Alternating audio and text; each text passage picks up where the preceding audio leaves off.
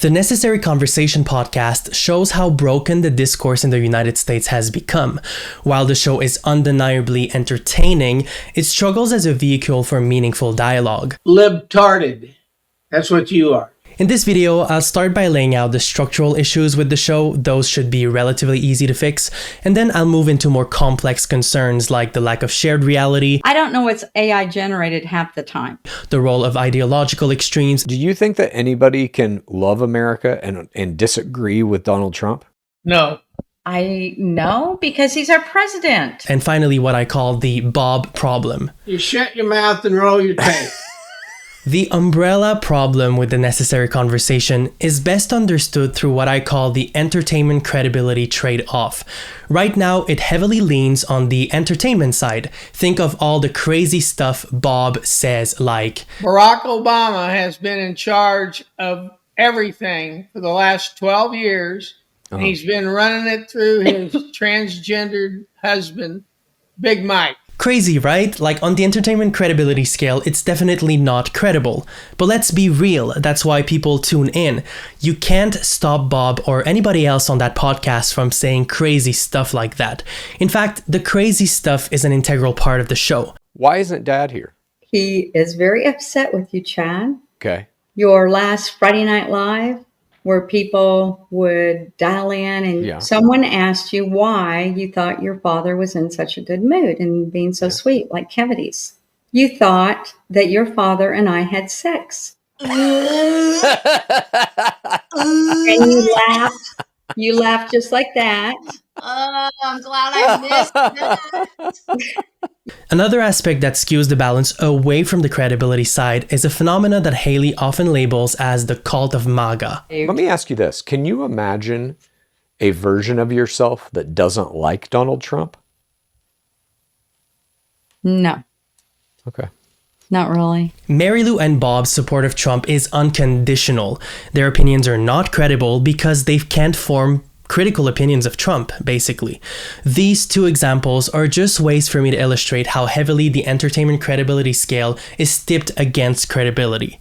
We both know that Mary Lou and Bob will not change, and therefore the burden to tip the scale back as much as possible rests on Chad's shoulders. To address that, Chad should rethink some critical structural weaknesses in the show, starting with the adversarial framing from the outset. Each episode starts with this dramatic introduction by Chad. In the aftermath of the 2024 election, America is even more divided than before.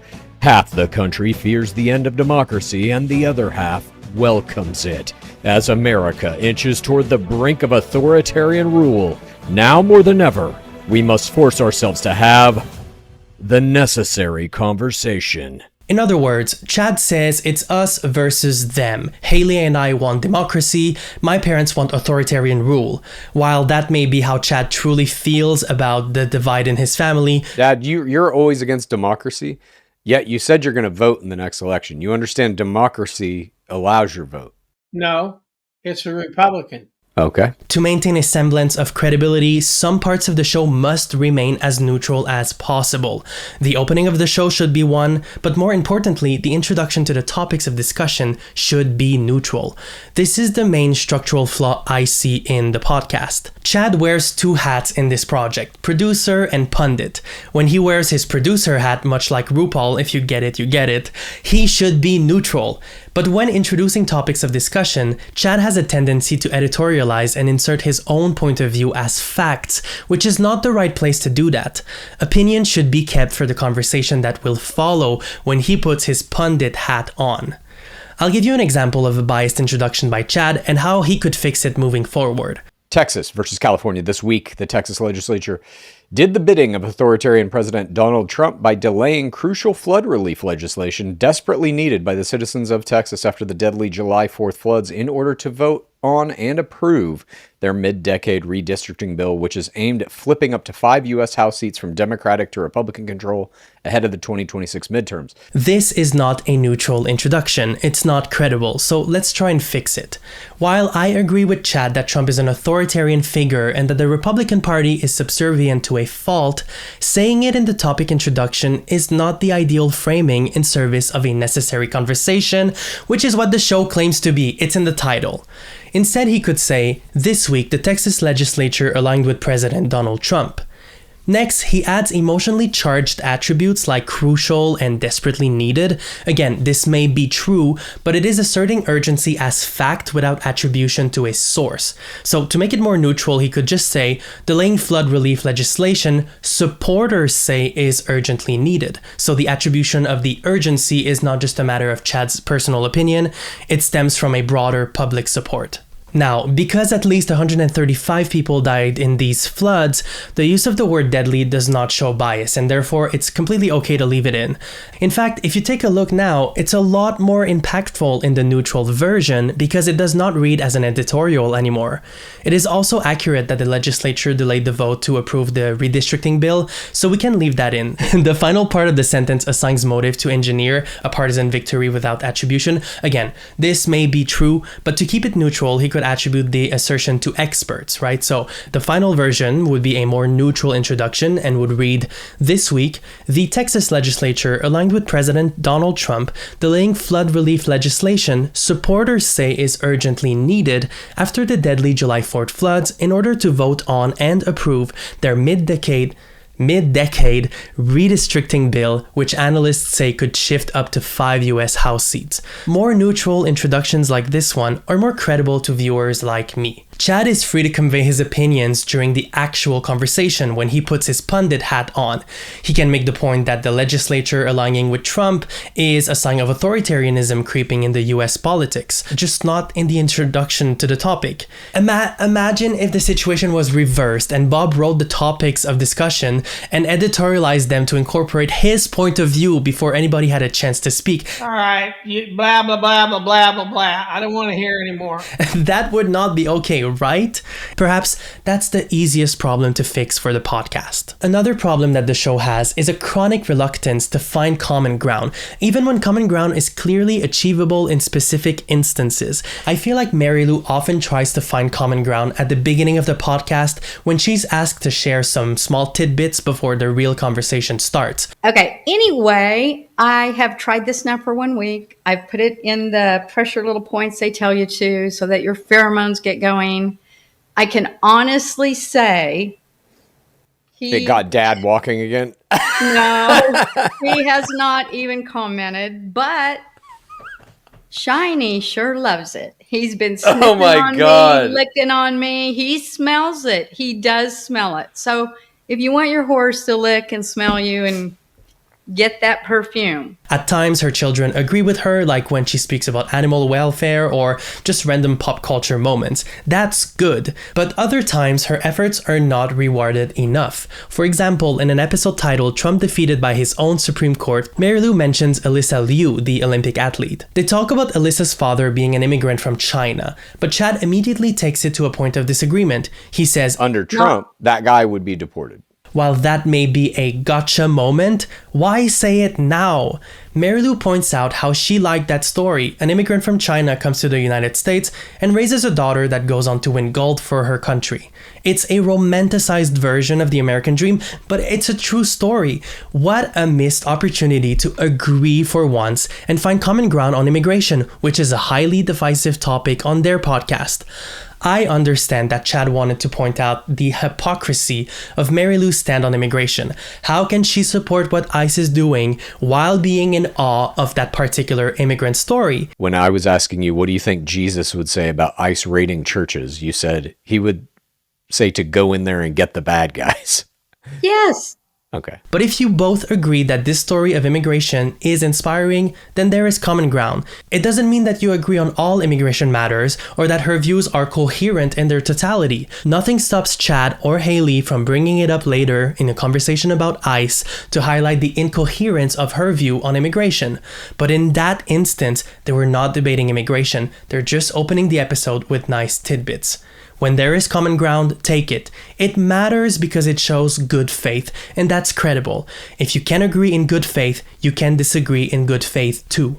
The reason I think they should take all available opportunities to find and acknowledge common ground is because of a prevalent reality underlying almost all their conversation, the lack of shared reality. Bob and Mary Lou seemingly consume a slew of right-wing alternative media engaging in disinformation, and it creates a difficult problem to solve because nobody can agree on what's real and what's not. They mention Newsmax a lot, so for the purpose of this video, I'll go with that one. I mean, Dad, I know specifically, he doesn't even look at the internet. All he sees is Newsmax. That's like the only place he's getting his news. Newsmax is described as followed by the MBFC, a questionable source exhibiting extreme bias, consistent promotion of propaganda/conspiracies, poor or no sourcing to credible information, a complete lack of transparency, and or is fake news. And here on the screen you can see the graph that they uploaded for Newsmax showing an extreme bias score and low credibility score. These right-wing media companies are confusing the American public on a whole array of issues for profit or influence. People who consume these are victims, and we see it at play in the necessary conversation. Mary Lou often says she does not know what to believe anymore. I don't know what's true anymore. I really don't know what's true anymore. Do you believe what I'm telling you? Some of it, yes. But do you believe what I'm telling you? I believe you think it's real. That's a difficult problem to tackle. If you can't believe anything you read, then it's hard to find common ground with people who don't trust the leader you trust, in this case the president. If you're confused with the information you read and can only trust the president, then anyone who's critical of the president cannot be trusted. The Epstein files are a good example. For a long time, Mary Lou said if Trump is in the Epstein files, that would be a red line for her because it would expose Trump as part of the global trafficking ring the right has been obsessing about for years. But when Trump is revealed to be in the Epstein files multiple times, you have said before that if Trump is in the Epstein files, you'd stop supporting him. We don't even have half of the overall files released. He's in them thousands of times. Horrific accusations at things he's done. Do you still support him? Yes. Mary Lou says she cannot trust anything in the files because they include a whole bunch of unverified claims. Now, she's right on this. The files do contain unverified claims about Donald Trump included in FBI tip forms. But that does not mean the whole file is irrelevant to judge Trump's character, or that Trump does not appear at all in the files and other verified documents, or that Trump does not have a long documented history of related misconduct. I just can't understand why a man with a decades-long record of why you cannot just find this believable. Because I don't. In other words, Trump is in the Epstein files, and that was the red line. But instead, Mary Lou chooses to believe that Trump was trying to take down Epstein with no credible evidence to support that claim. And you're in a cult. I believe he brought him down. He was one of the ones that brought him down. Why do you believe that? I just do. The constant drumbeat of confusing narratives Mary Lou sees in the media she consumes means the red line she previously set does not apply anymore. That red line is blurred by low factual reporting presented as facts, and therefore there is no red line at all. Everything Trump does can be dismissed as fake news and replaced with a more convenient narrative. Dad, why didn't they release all the files? The reason they didn't release all the files is because 90% of them are going to have Barack Obama in them, and they're not ready to play that card yet. Okay. How does that make sense? This echoes a long-lasting habit of MAGA pushing the goalpost with regards to Donald Trump. He can get as unhinged as ever and not lose support from his core base. This is what Haley calls the cult of MAGA. We'll explore this aspect in more depth when we discuss Bob later. Take January 6, for example. Prior to the events of that day, the right-wing ecosystem was adamant on protecting the blue. Imagine this as a red line. On the 6th, we all saw the violence unfold on live TV with police officers beaten in front of our eyes. But in the years since, Trump called it a day of love, right-wing media whitewashed the event, and Jan 6ers are now viewed by many Americans as persecuted heroes. The line was blurred, then erased. In other words, there is just no red line. It's not so much a problem with the necessary conversation per se, but it helps explain the dysfunctional conversation we witness every week on the show. Thousands of videos like this all over the internet, and again, you just don't see them. Why am I not seeing them? I have explained this to you. Algorithms. Yes. It's hard to have productive conversation when nobody can agree on neutral, factual sources of information. It is so easy to dismiss facts when the only source you trust is Trump, a notorious liar. So what to do, right? I don't think anything Chad says would convince his parents that the news they consume is not accurate. But since media literacy is a major factor influencing conversations on the podcast, it should be taken into consideration when presenting facts to the audience, and that burden falls on Chad's shoulders. At times, sources are not cited, or they just show a random influencer on TikTok to spark a conversation. We about to fact check this first. If you mess with me, make sure you hit that follow button. Let's get it. What the hell is he talking about? Or when something is brought up randomly, Chad will start fact-checking it in real time on Google. I'm not sure. I'll try and Google it quickly. And that can lead to factual errors along the way. If you want to include that in the show, that's fine, but it would do a lot for the credibility of the show to cite truly neutral factual sources too.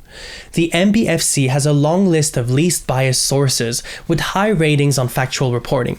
This includes the National Law Review, the LA Times, and the API, just to name a few. I would also encourage the necessary conversation to consider international news sources like BBC News, CTV News, and RT News to broaden your perspective on the world and your own country. Because, as a reminder, the United States is experiencing a slide back in the freedom of its press. Last year, the US ranked 57th in the world and is likely to drop significantly when the next report comes out in light of the current administration's crackdown on news outlets. Freedom of the press means you invite all the press to come cover the White House. You've said enough. Your credibility is zero. How is my credibility zero? In comparison, the UK and Canada rank 20th and 21st. Ireland ranks 7th. So if you're watching, Chad, I know this won't convince your parents that the news is real. Dad, do you think we should still have free press? This is, of course, an amendment in the Constitution. It's enshrined in your sacred Constitution. Because it's woke. But it's part of the Constitution. No. But it would help gain credibility with an audience of well-informed people, and that goes hand in hand with my previous point about neutral introductions of topics. And credibility is crucial to establish during those neutral moments because part of what makes the show entertaining is the crazy opinions that are shared. It's going back to the balance between entertainment and credibility. Now, needless to say, I disagree most with Bob and Mary Lou's approach to politics. I find them small-minded and misinformed, but overall entertaining in their demeanor and attitude toward the show. They're free to say what they think. That's what's fun about the show. Same goes for Haley and Chad. And to tell you the truth, nobody on the Necessary Conversation is immune to conspiracy thinking. The blue side and the red side of the podcast bring up a number of unproven conspiracy theories. Here's an example. And you have, in no uncertain terms, multiple people who are the heads of, or have been the heads of, national science, national intelligence, national blah, blah, blah, blah, blah. List goes on and on and on. All of these dudes are like, aliens are here. This is alien technology. We are in contact with, or humanity's in contact with at least 2 specific species that they're aware of, that they have bodies of. And you're like, well, I mean, this seems very credible to me. It's basically like a new kind of Cold War is what's been going on, where it's pretty much Russia, China, and the United States are in a race to reverse engineer the technology of these craft. And now they have these craft that can go in water, space, air, et cetera, et cetera. Yeah, well, I believe it all. I believe it. To me, that's fine, as long as it falls in the realm of opinion. If it was presented as a fact or as a whole topic of discussion, that would be a different conversation. But as long as they acknowledge that those are conspiracy theories, or that they don't have proof, or that they just engage with it for fun, then it's all good. You see what I'm saying? Crazy can go both ways, and that's completely fine. Similarly, there are untenable extremist positions coming from everyone on the show. Because I showed clips of Bob, Mary Lou, and Chad so far, why not see what Haley has to say? Although I don't always agree with her, I will acknowledge that she's my favorite on the show. I always have a soft spot for people who are direct and a little abrasive. At times, she has anarchist tendencies, which is so entertaining, especially because it ticks off Bob and Mary Lou, like when she says she'd like to see the American empire collapse. Well, my hope is that we crumble like the fucking Roman Empire. I hope it just burns to the ground and we start over, because that is what our government deserves. And I think we deserve something so much better. And until we get rid of what exists, it's not going to happen. Yeah. I don't know what my hope for it is. I mean, it doesn't seem credible nor tenable to me, but obviously as a Canadian, I come from a very different political tradition than that of the United States, so it's time to acknowledge my bias. Canada, unlike the US or France, was not built on violent revolution. We did not invent a new system of governance out of nowhere a few hundred years ago. The Canadian parliamentary system, much like in the UK, is the result of a slow but steady evolution many say traces back to William the Conqueror, resulting in power being wielded by the people and away from the crown through democratic means in the House of Commons. So the idea of burning everything to the ground and starting over or using violence to revolt is really foreign to me and counterintuitive to the Canadian principle of peace, order, and good government. We all have biases, and acknowledging them shows we're arguing in good faith. My point here is that I am biased in assessing how extreme Haley's view may be in the American context, and that influences my point of view. It's not a credible opinion to me. It feels more like an emotional reaction to feeling like everything is doomed to fail. Instead, she could argue for reforms after Trump is out of office like they did after Nixon, and that would be a more tenable approach in reaction to the same emotion she feels. But it would not be as entertaining. The trade-off here is clear, and it works for entertainment purposes. Similarly, Bob has extreme positions on a wide range of topics. In fact, he has the most extreme views on the show. His takes are radical, but rarely are they intellectually developed. I feel like he often adopts contrarian positions just for the sake of it. Dad, should the government try to make water safe for people in every county in America? No. What? Which takes me to the Bob problem. What to do with Bob? Bob is entertainment. He is not, for the purpose of the credibility entertainment trade-off we just talked about, a source of sound opinions. But that's the best part of the show. The best part is the back and forth between Bob and Chad, when they make fun of each other's perspectives. You keep fucking that up. Okay. You keep fucking that up. No, you do. Be nice. Okay. You do.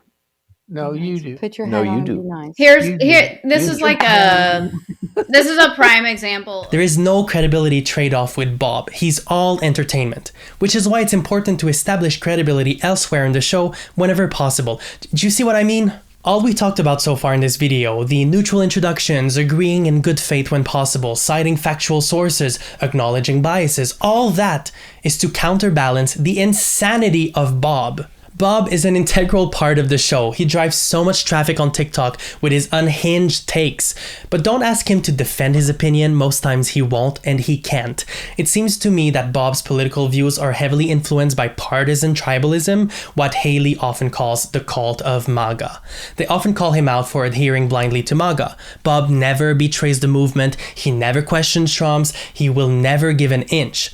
In the episode featuring Karen, Bob says he thinks his children seek to change his mind on politics and that he will never change his mind. And to me, they're not going to change my point of view on anything.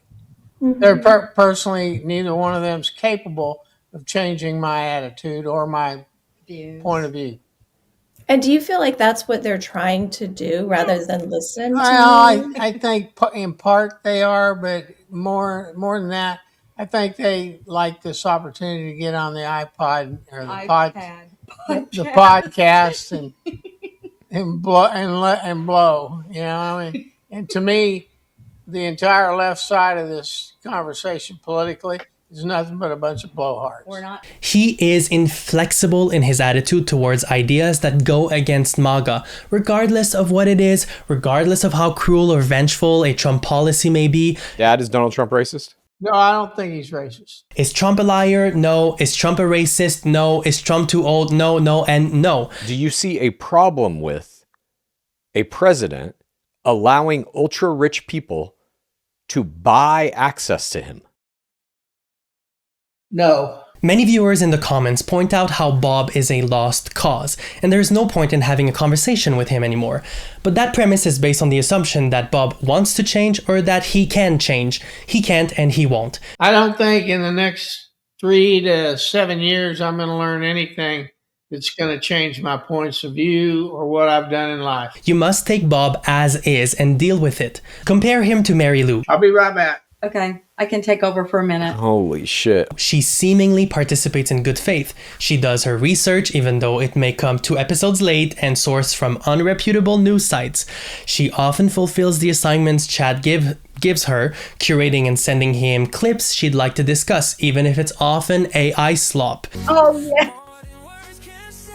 Michael Jackson. And she engages with the topic at hand. I disagree with her takes, but I think she participates in good faith. Think of every time she wrote notes prior to the show so her points could come across more organized. I have beliefs and feelings why this happened. Let's hear them. I have it written down. I want to say the right words. He's a trans. She's able to admit when she does not know something or when she does not believe something is true, even when it is demonstrably true. Think of all the times she participated in episodes alone with Chad. I love you, bye. I love you too. Be careful. Yeah, I'm not sure Wednesdays with Dad are going to work, but... It shows a commitment to the so-called necessary conversation. She may be misinformed, dead wrong, but sincere in her participation. Bob just sits there, throws insults at Chad, Libtarded. That's what you are. You're libtarded. and offers no semblance of a well-informed opinion. We're going to make America great again. We're going to destroy Iran. Okay. What he does best is throw a one-liner here and there to shock the audience. Cut that in a TikTok clip and go viral. That's the formula. Dad, should the government try to make water safe for people in every county in America? No. What? He will come up with the craziest shit that will send all of them spiraling, even Mary Lou at times. What? And that's just entertainment gold. Like I said, he's all entertainment, no credibility. And the best way to deal with Bob was demonstrated when Hassan Piker joined the family for a live stream. Hassan engaged with Bob for entertainment. He did not take him seriously, and it worked. So now the question is, how often do you wear that out in public? Oh, regularly. Always.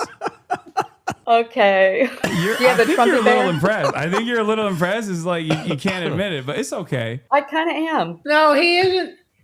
That's something he had to go dig out from behind him, and he ain't. There's no way in hell he wears it in public. Oh, God. Dad, that's your complaint that he had to dig it out from behind him, that he's not wearing it 24 hours a day? Don't try to play gotcha with Bob. It does not work. Parker Get a Job tried, and it just does not land. Yeah, and do you agree that they have a disproportionate amount of control over our political systems? No. No? I mean, you can understand this even from your perspective. This isn't even like a left-wing sort of thing to understand. Even right-wingers understand that there are people who have inequitable amounts of power because of the level of wealth that they have, and because the Supreme Court understands that like a corporation, right, is seen as like a person, and that their money is speech. So in that sort of sense, it allows for corporations to influence the political sphere significantly more than the average person. No.